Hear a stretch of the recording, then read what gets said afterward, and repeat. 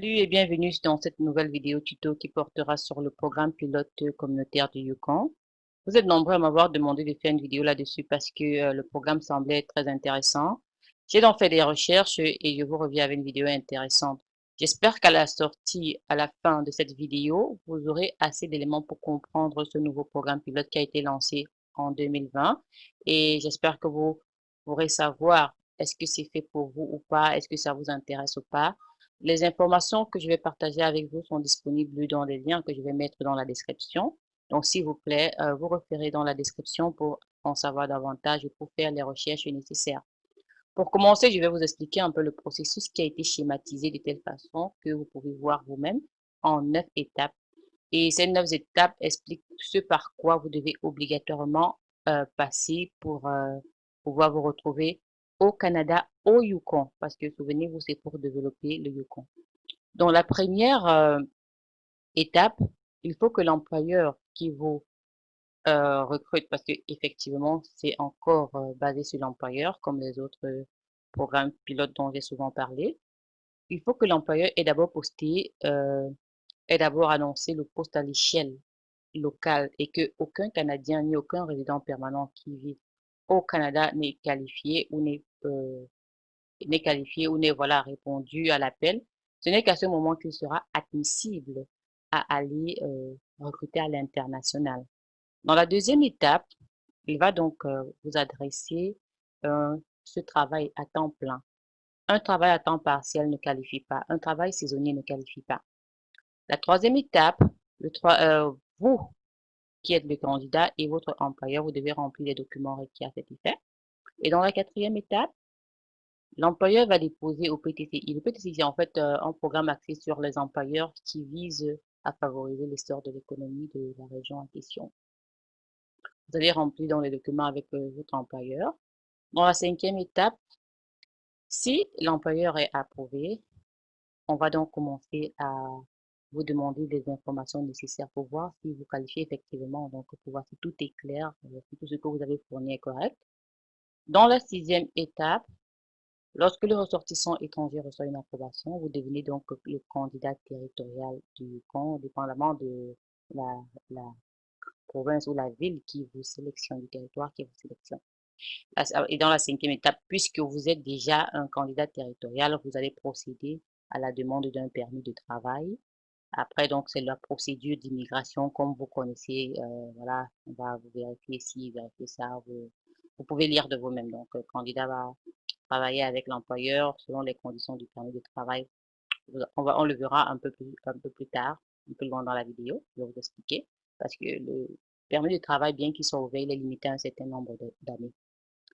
Et à la fin, donc, pour pouvoir entrer sur le sol canadien, vous allez passer bien évidemment par une procédure d'immigration comme on la connaît avec les examens médicaux.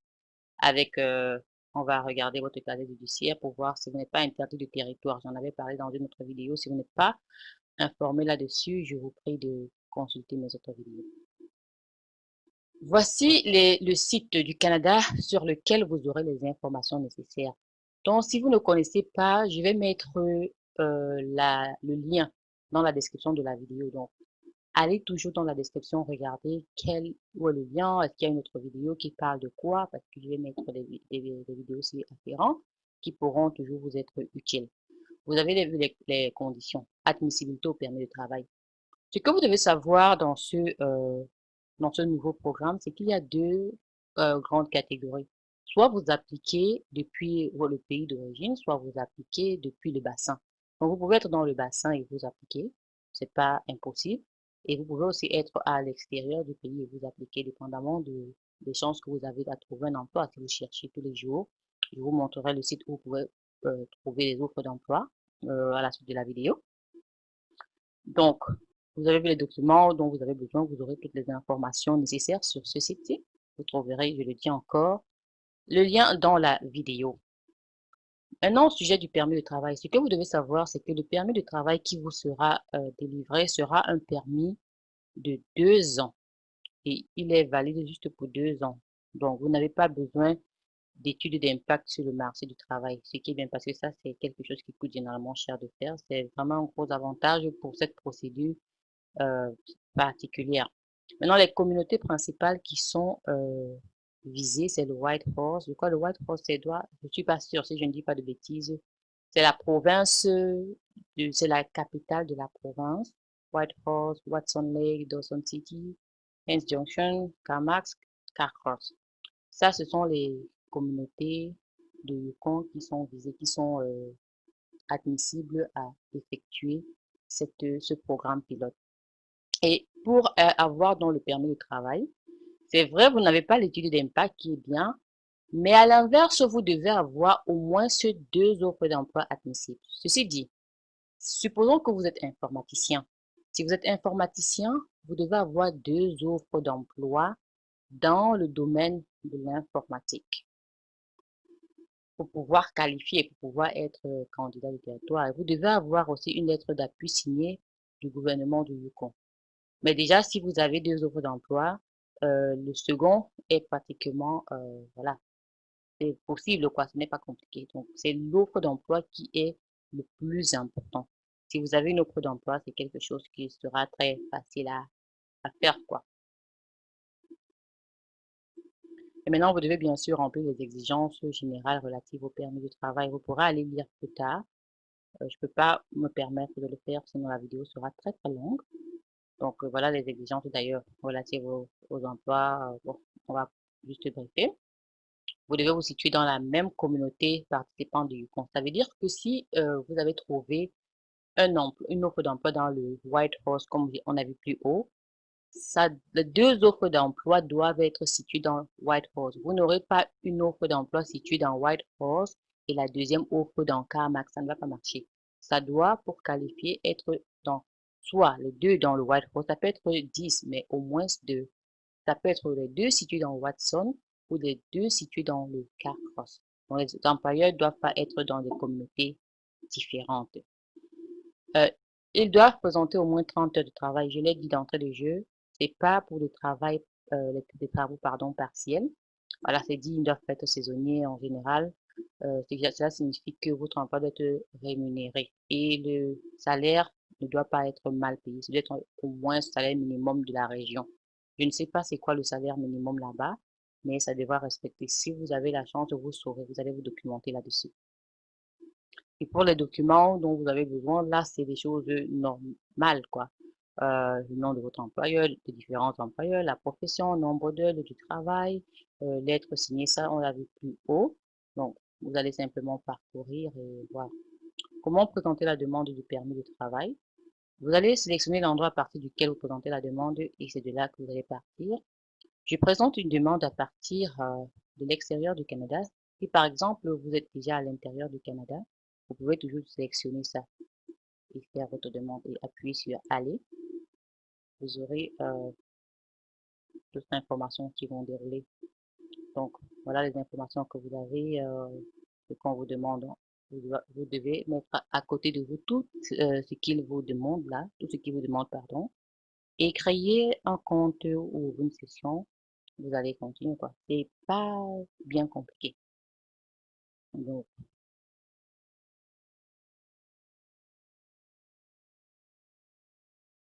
il y a beaucoup de lectures. Voici le site du Yukon en lui-même. Sur le site sur lequel vous allez aller un peu pour avoir, pour la province du Yukon pour pouvoir postuler. Le site est en anglais, mais devant, je vais le mettre en français. C'est un peu plus compliqué si je le mets en français là maintenant. On va le mettre, on va cliquer sur Immigration Yukon et puis vous sélectionnez, pour ceux qui ne sont pas à l'aise en anglais, vous pouvez sélectionner le français. Ok.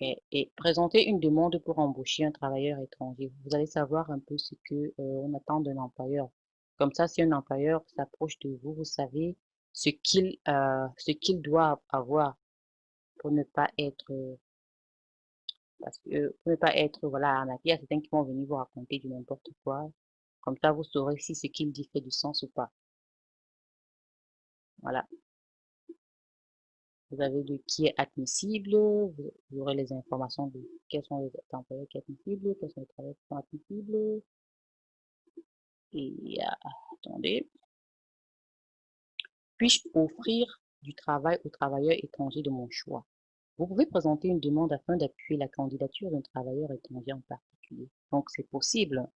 Vous devez tout d'abord satisfaire aux deux exigences suivantes. Annoncer le poste vacant selon les lignes directrices du programme. Prouver qu'aucun Canadien ou résident permanent n'est en mesure d'occuper le poste.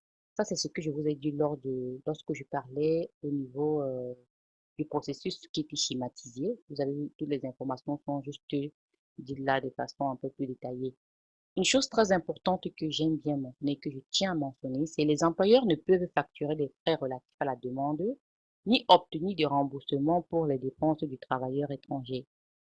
Ça veut dire que si un employeur vous écrit et vous dit vous avez eu le poste, mais vous devez payer quoi que ce soit, puis simplement, ça veut dire c'est un bandit, quoi. Maintenant, où trouver l'emploi? Pour trouver l'emploi, c'est vous qui devez chercher. La probabilité pour qu'un employeur vienne vers vous est très faible. C'est pas impossible parce que vous pouvez avoir un très bon CV et vous avez ce qu'un employeur recherche. C'est pas impossible. Mais si vous demande de l'argent, ça veut dire que là, c'est pas quelque chose de bon. Partez en courant. Maintenant, c'est à vous d'aller chercher l'emploi. Pour chercher l'emploi, ils ont mis tout à votre disposition. Voici les sites sur lesquels vous devez venir pour retrouver l'emploi. Donc, c'est ici, YouWin ou Guichet Emploi. On va commencer un peu par YouWin pour voir.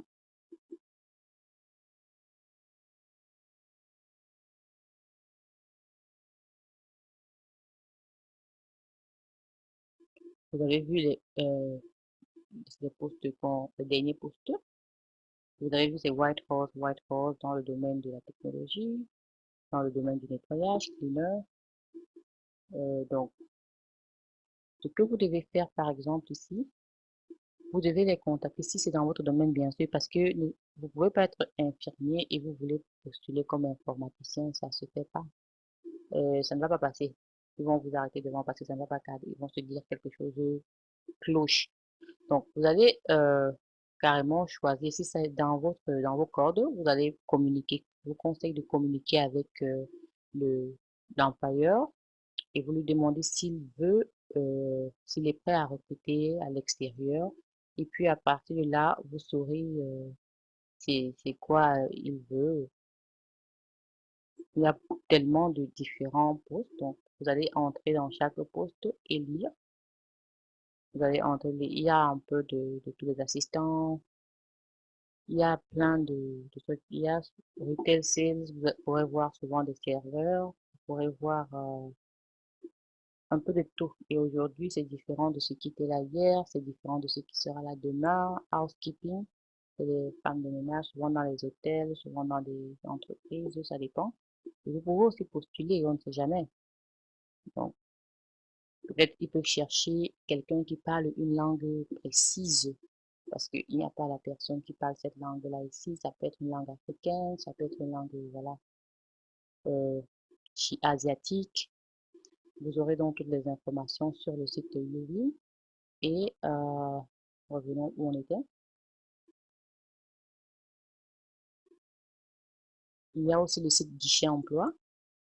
Vous allez sur le site Guichet Emploi pour avoir davantage d'informations. Vous avez vu, il y a 116 résultats. Ici, ils mettent le coût à l'heure, comme vous pouvez le voir. Il y a des guides touristiques, des chauffeurs de poids lourds pour vous qui êtes chauffeur de camion, chauffeur de bus. C'est pas à moi qu'il faudra venir demander. Vous allez cliquer simplement sur chauffeur, chauffeuse de poids lourd et vous allez parler avec l'employeur. C'est lui qui va vous dire ce qu'il y a lieu de faire, s'il est prêt à vous recruter ou pas, proposer aux chambres. Il y a un peu de tout. Comme je vous ai dit, voici serveur, serveuse au comptoir alimentaire. Quelles sont les conditions de recrutement dans ce cas-ci? Travailleurs, travailleuses en éducation de la petite enfance. Est-ce que vous êtes dans l'enseignement, analyste en situation? Il y a vraiment de tout. Essayez toujours, prenez contact. N'ayez pas peur de prendre contact. Il y a des gens qui ont souvent pris contact avec les employeurs, mais bon, souvent certains ne connaissent pas ce qu'il faut faire en matière d'immigration. Ce n'est pas qu'ils ne veulent pas vous recruter, ils ne savent simplement pas ce qu'il faut faire. À ce moment, c'est à ce moment seulement que vous pouvez nous contacter. Euh, mobile maintenance au service. Si vous êtes soudeur, je sais qu'il y a souvent certains soudeurs qui m'ont contacté. Ça, c'est bien pour vous. Vous pouvez leur parler parce que je sais pas s'il y a beaucoup de soudeurs. J'avais fait une vidéo où j'avais dit que les soudeurs étaient quand même recherchés au Canada et on les payait bien aussi. Donc voilà, vous avez toutes les informations qui sont nécessaires pour le programme pilote du Yukon. Donc, vous n'avez juste pas besoin de l'étude d'impact du marché, mais par contre, vous avez besoin d'au moins deux offres d'emploi. Pour résumer nouveau petit programme, la première chose, ça part de la lettre d'emploi. Vous devez avoir une offre d'emploi d'au moins deux employeurs de la même communauté. Après cela, vous allez appliquer pour la lettre de nomination de la province du Yukon. Et ce n'est qu'après ça que vous pourrez appliquer pour votre permis de travail qui sera un permis ouvert sur 2 ans.